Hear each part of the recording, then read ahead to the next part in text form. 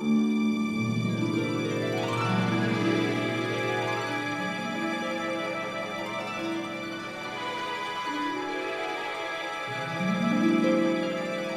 Fredrik Gerten, and I'm the filmmaker.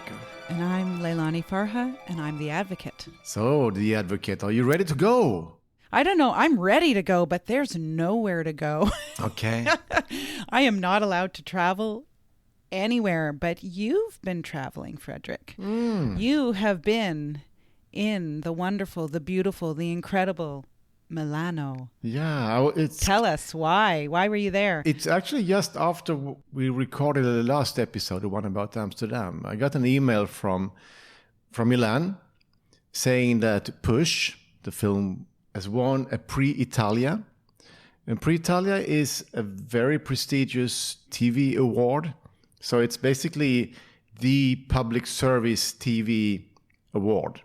So it's Wow. it's from Canada, it's CBC, it's ABC from Australia. It's like people Wow. from it's a global TV award hosted by the Italian public broadcaster Rai. So it's kind of, and it's been on since 1948. So other Swedes has won is like Ingmar Bergman. Wow. But You're in good company. it's yeah. Anyway, so yes, they flew me down to Milan and hosted me for 4 days. It's also a conference, talks about the future for broadcasting and blah blah blah. Okay. But I was hanging out and I was walking around the city. I was eating at restaurants, a lot of pasta, And drinking wine. Let me guess. Drinking red wine. Yeah. it was actually really hot, so I opted mostly out of the red, so I went for white. Well done. You came to my side. I came to your side for a while. It was nice.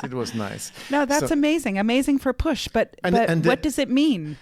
But I mean, it's an honor, and of course, it's in some way it's a signal to broadcasters that this kind of content is getting awarded. So they might Pick it up keep supporting this kind of films. But of course, also other broadcasters might pick up the film, so the film will get a further distribution. And already here in Sweden, SVT, the national broadcaster, put it up on their Play again, so people can watch it for free, which is of course good. So there will be good. more people will watch you walking around the world. Well, maybe that's not so good, but I am super happy because that was always the intention from my side, was to have a film that a lot of people would watch and have access to, because that's how we're going to change the world, is by getting people to understand the issue, and the film is so good at that. So. And the jury that gave us the prize was one broadcaster from Hong Kong, one from Australia, and one or two from Italy, maybe some other countries. But so it also tells a story about that Push is a truly global film. We know that because we've been around the world. The film has been shown publicly in over 50 countries. We know on our Vimeo sales we have over 82 countries. This podcast have listeners in 113 countries. So it is. The housing crisis is truly global. And it's also something that can create political turmoil in countries. Yes, well, I woke up to some news about your country, about Sweden. Crazy. The government has lost a confidence vote, as I understand it, which means they either have to call an election or somehow have a new government formed without an election. And it seems to all be related to housing. Tell us and tell our listeners what is going on in Sweden. Yeah, it is kind of complicated. It's very politicized, and there's a lot of things in this struggle that has nothing to do with housing. It's very much about trying to take down the government, of course. The party that said it's enough was the left-wing party. And of course, the left-wing party is the classical ally to the tenants movements and so on. But so are also the Social Democrats, the government party. And I mean, the tenant movement has always been a very strong part of the workers' movement. But this government has support in the parliament by two center-right parties, the Center Party and the Liberal Party. And when they moved over to support this Social Democratic, it's actually the Social Democrats and the Green Party who's in government. They said, we will make the budgets with you, we will make a big package that we agree on. And one part of this was that the left-wing party should be totally out of any influence. And they still have almost 10%. So that was like telling the left-wing party, you're not relevant. And some of these points in this treaty, it's a very big treaty, are extremely neoliberal. I mean, it's almost constructed to be painful for the Social Democrats. One of them was this market rent in new builds. So the story is market rent in new build. That sounds maybe for people in other countries that's totally normal. But in Sweden we have a treaty between the tenant unions and the landlords. And this treaty is negotiated. There is, of course, a lot of legislation around this. But the tenant unions is very strong, and we have 3 million tenants in Sweden out of our 10 million inhabitants. So it's a big chunk of people. And this new suggested that legislation that could come through out of this would basically sideline the tenant union. Right. Can we just stop there, Fredrik? Yes, because I please. want our listeners to be very clear, because Sweden has such a unique system. I have to say, before going there, I certainly had no clue how it worked in Sweden. There's this idea that Sweden doesn't have social housing, and you don't. What you have is housing rents set through this negotiation between the tenants union and landlords.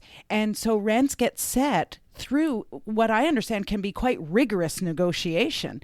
And it's a way to keep rents from being set at market, what the market can bear.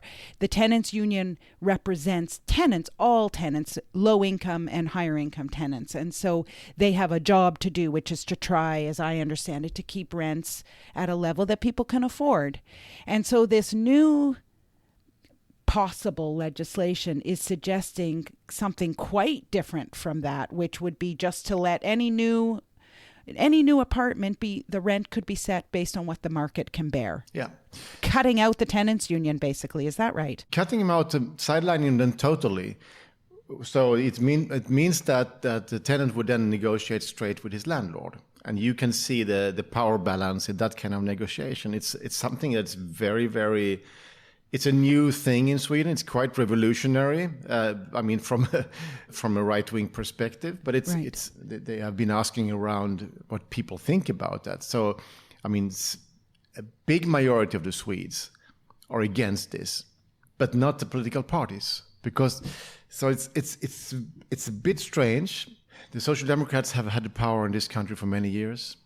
The left-wing party has always been supporting them, but quite often without getting so much back. So they are like, okay, basta, we have had enough, and they were the ones say we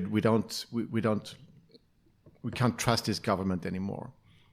And then the extreme right moved on it, and today the government fell. And in the speeches in the parliament, none of the right-wing parties talked anything about the tenants, Right. They all talked about immigrants, about crime. It's kind of nasty. And of these center parties that we have in the middle has been a little bit more decent, and one of these is kind of more openly anti-fascist, but they are still very neoliberal. So it's a very complicated situation, and we still don't know how this will land, because this party said we don't want to talk to the left-wing party. But market rents. Let's go back to the market rents, Leilani, because this is something you know a lot about. The argument from this right wing parties or the center parties is to say that with market rent we can build more. There is a lack of apartments, so if we can put up the rents, if the rents can go free, then we can build more houses. They also say that people who live, in the middle of towns, like I do, for example, we pay too little, so we could pay more, and other richer people can move into where I live, and then it's like, and they think that's the way to do it. And I think it's the exact opposite of what the world needs right now. It's such a false argument to me, this idea that you leave things to the market, allow the market to have its strength, and we'll have more housing. Look around the world. Most places, especially in the northern Western hemisphere, have allowed the market to rule the roost. And we have the same problems of unaffordability, a lack of social housing or deeply affordable housing for those most in need. So clearly, there's many other countries, my own country, Canada, we can point to, the United States, Australia. Much of Western Europe have allowed the market to rule the roost, and it hasn't worked. It hasn't helped. So I think it's a false argument, and I think it's an argument that goes to those who want to make more profit from real estate, basically, which is the most profitable business that you and I have been talking about for several years now. I find it quite distressing, actually, because I think you're in a very precarious situation. Because, didn't it take a very long time to form this government in the first place? And so it took almost 4 months. Yeah. And if there's this threat that the centrist and right-wing parties could gain more power through this next process, whether it's an election or forming a new government, then I fear for renters in Sweden. Because these market-driven models are disastrous for tenants. I don't see that helping. The Swedish system is organized in a way so it's much more rentable to own your flat or own your house, because you can. It's through the mortgages and so on. There's a way that you can pay less taxes. Okay. But for tenants there is nothing. So we actually pay more. Right. In many ways, and you see the extreme right is now pulling the immigrant cards. And who do you think lives mostly in rental housing? The immigrants. So it's like it's one more punishment of a group that is already pointed finger at. So it is some kind of brutalization of the Swedish society as I see it, and I've always felt protected.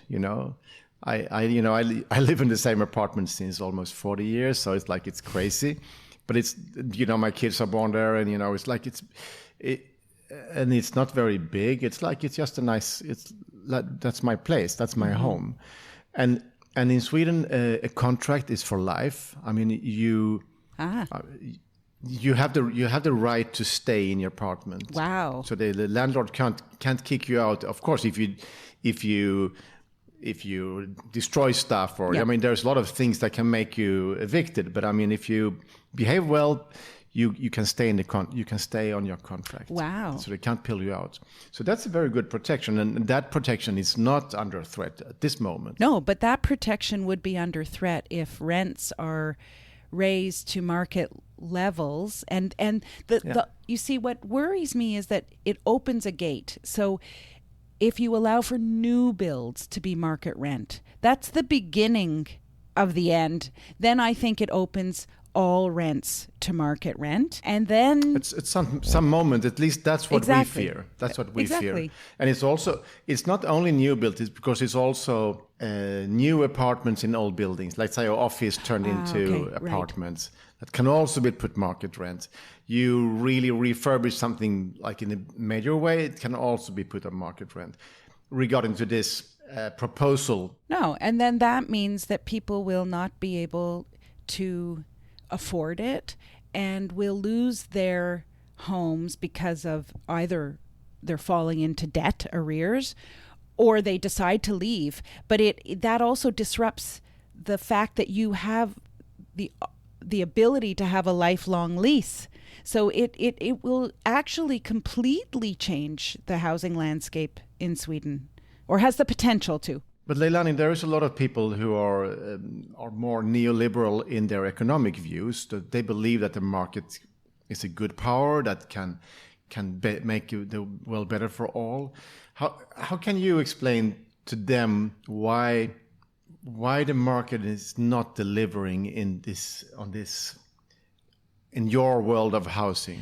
Well, I mean, the market is driven by things that don't benefit people. So the market, if we're talking about the market like it's abstract, the market is made up right now, especially in Sweden, of big financial actors who view real estate and housing as a very good place to make money and leverage money.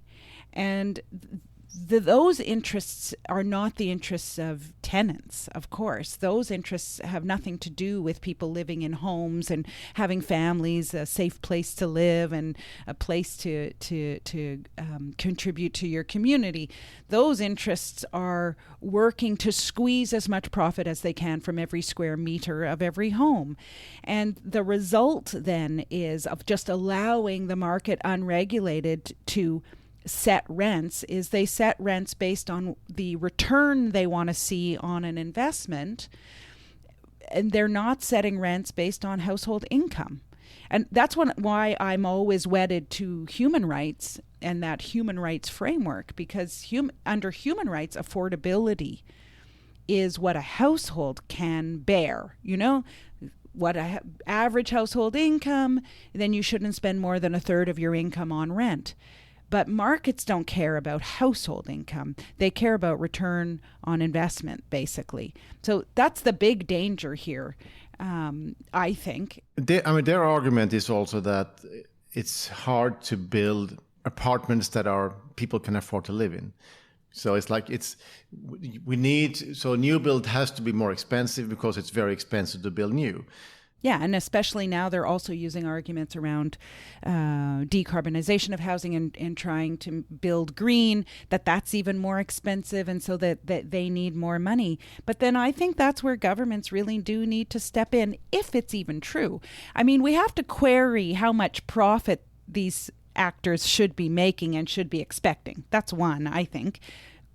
There should be a maximum on profits, and they should have to dig into their own pockets at some point to make sure that they're building housing that people can afford, because they happen to have chosen a business that's a human right. I mean, they chose a business that's a human right. But I also think governments need to step in, too, to say, we value affordable housing for our people, and that's going to make us a better, happier society if everyone has access to affordable housing, and we're willing to contribute. And we know from the pandemic, governments can print money. We know that. So I think governments have to step in too and say, okay, no, we're not going to just let the market go. We're going to make sure that whatever they build is affordable.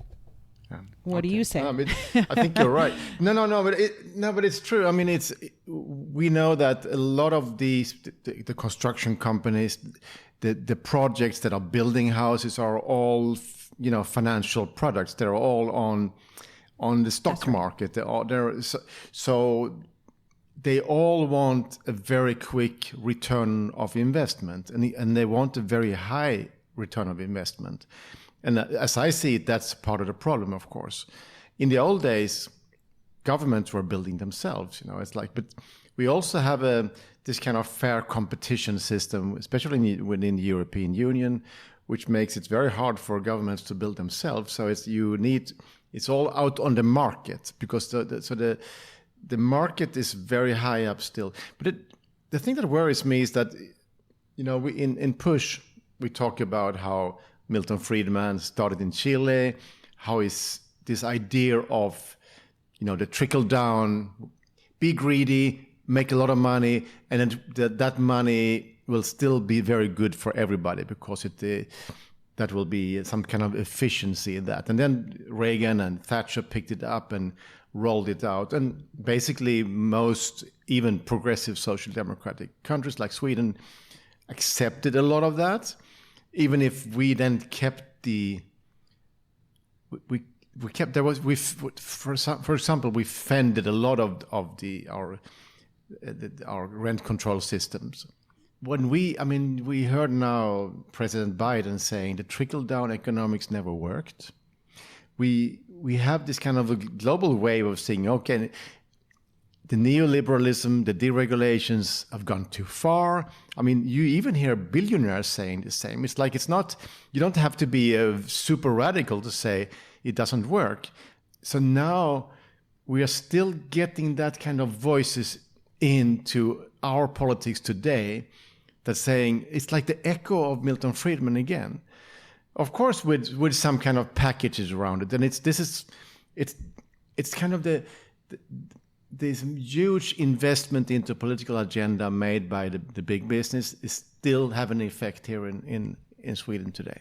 I think that's right. And one of the things, Fredrik, I've been trying to track recently are these comments like, trickle down doesn't work and we need a new social contract. People are talking about that, and even sometimes people talking about human rights. But what I've or more recently, there was the G7 meeting fairly recently where they said, they agreed there will be a 15% tax on the big multinational corporations. But what I'm noticing is that absent from all of these conversations is a direct focus on investment funds, vulture funds, hedge funds, private equity in the area of real estate. It's like that part of this is exempted. I keep seeing, for example, arguments around build. We should keep building more housing, and ultimately that will bring prices down. But isn't that a trickle down theory? And what do poor and low income households do? They're just supposed to wait for this build to happen, and then eventually rents will decrease and then they can afford to live somewhere. Meanwhile, they should be homeless. So I am quite concerned. Two things. I'm quite concerned that these new conversations being triggered by the pandemic really are not touching the area that you and I have been talking about, that push reveals, this financialization of housing, and it's not going to touch these investment funds.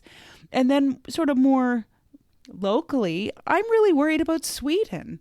I think like I told you before, and I grew up in Canada during the Pierre Trudeau years. He was our prime minister, the father of our current prime minister. He was very progressive for the times. And Sweden was always offered to us as the model, a place of well-being, social well-being, where people actually cared about each other. And the more I'm learning about Sweden, I have to say that image is almost completely destroyed for me now, because I've seen financialization of housing take hold. I've learned that some of the most aggressive asset management firms in the area of housing are from Sweden. Akelius is one of them, for example. There are others. And now this, so what's happening, Fredrik? How are we going to save Sweden? Is it too late? Well, I'm a man of hope, so it can't be too late, because that's boring. That's too boring. I think maybe what the good thing about this is that the left-wing party, I don't like the all this politicizing around everything, but it's so much tactics and politics. It's like it's boring. I'm not a member of a party, but at least they highlight that the Swedish model is under threat. Of course, and I know that this model has been under threat for a long time. It's a very eroded system in many ways. But I think the Swedes overall think that the protection is there.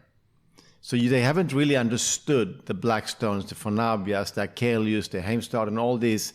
I mean, it's coming out now. I mean, I think we lost like 25% affordable housing last year. I mean, it goes so quick where these actors move in and they push up the rents through renovations. So it's tougher and tougher.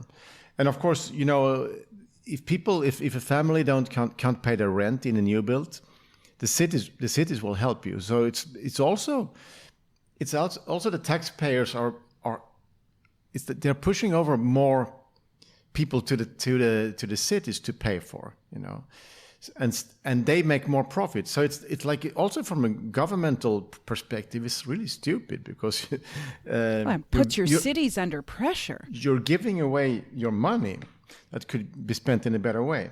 So it's a critical moment, but I think now, I mean, and the Prime Minister was also in today, said, we defend the Swedish model, we don't want market rents. I mean, so, but those voices now are not the strongest one. They don't have the majority of the parliament, so they still have to negotiate. But the weird thing is, that's what I would like you to tell these parties in the middle, that because they're kind of, their voters are not in favor of this when you ask them, but the parties are running there. So I think that's like, for me, it's the success of the lobby. This is like a success of a long-term lobby. And it's been on for so many years, so they forgot to kind of stop it, because I think it's not in the interest of their own voters. I think that's right. But I was struck when I have visited Sweden and I had the opportunity, for example, to speak to the minister responsible for housing, how blind he and others are with respect to the threat at. It's beyond a threat, because as you say, it's taken hold in Sweden. I mean, if you have fewer affordable housing units today than you did a year ago. So it's beyond a threat, but there was a real blindness to it. I recall after we showed Push in Parliament, meeting with the housing minister, and he was not like really engaged with the idea that the financial actors were having a huge impact on your housing market. And of course, I was visiting communities in Sweden. The people were telling me it was having an impact. They were suffering rent increases. They were having to move. You documented it in Push. And yet there was this sort of obstinance. No, it's not here yet. It's not really a major concern. So that's worrying. As you say, it suggests that a lobby has been successful. And so there's just more work to be done. It is. And of course, it's also some kind of political reality that he reflected, that he couldn't go there because he was depending on that support in the parliament that was going for market rent. So this has been in the air all the time, and they hoped it wouldn't explode, and they hoped that they could kind of pressure the left-wing party not to vote against the government, which they did today. So it's a major blow, and it is actually a nation in shock in many ways, and most of the progressives are under shock. Most of the tenants are in shock, because we don't know where this is leading. And the happiest guy today is the leader of the Sweden Democrats, which is this kind of formed by neo-Nazis, but now taking a lot of votes in the country. So they are really the happy ones, and they don't talk at all about tenants. They only talk about immigrants to be blamed for everything. Right. So that's it's tricky. But Leilani, I think this is something we will need to be following up over time. Absolutely. And I will alert my colleagues at the Shift that this shall be on the Shift's agenda as something we might have to be writing some letters of concern, as we call them. So yeah, you should do that. I think that's totally it's very important. So in Milan, Yeah. Let's go back to Milan and happier times. I got this really, I wouldn't say ugly price, but it's kind of, it's nothing. I mean, it's like you wouldn't have it, it can be nice here in the office, but it's like, it's all these ceremonies are really funny and special, and a lot of speeches, and it's a lot of anything, but I was able to give a little speech. I mean, of course, it wasn't prepared like our podcast, but if you want, you can listen. Let's listen. You want to? Of course I want to. Grazie mille, fantastico. It's very nice to be back in Milan because I shot a little part of the film here where I interviewed the great Italian writer Roberto Saviano, who was connecting the dots between the legal capitalism and the criminal capitalism, how they meet and merge, and their money enter into our cities and affect our lives. And this you can see also in this city that the criminal money is taking over people's homes. But this is a global drama, and the film is about the housing crisis all over the world. And I'm really happy to get the prize because the film has been shown and is used in debates in many cities around the world because this is a global phenomena. And we need to see this. Housing is a human right. And I'm happy that the film is being used in that context. While I'm here, I have to say thank you to the broadcaster SVT. It's really important that public broadcasters keep going and keep commissioning films that can make us understand what's going on in our planet right now. Of course, I have an amazing team. Filmmaking is never one man's job or one woman's job. It's a big teamwork with an amazing editor, amazing cinematographers and sound designers, and my producers team is also extremely important. So thank you to all of them, and thank you for the jury of seeing this. This is a very nice prize, and I'm happy. And one more, my last thing is I have to thank the main character of the film, who is the former UN Special Rapporteur of Adequate Housing, Leilani Farah. Without her, the film would be very different. And as you know, the pandemic has forced us to stay inside. So Leilani and I started the podcast. So every week we do pushback talks. You can go to the platforms and find our podcast where we keep talking and deepening and update the stories from the film. Thank you very much. Grazie mille. Signy special prize to Power Sweden. Thank you again and congratulations. Amazing. I loved it. Yeah. I wish I'd been there. So cool. Very cool. Yeah. It's a nice thing in the midst of a global pandemic and so much negative stuff going on. Pretty nice to receive an award in Milan. No? Yes, and then there was like a little cocktail. It was on the roof of the regional parliament in Lombardia. So it was like in a high building overlooking Milan. So it was nice, and some Italian snacks. And then me and some other prize winners were looking for an open bar. This was actually the first week when the bars opened till 1.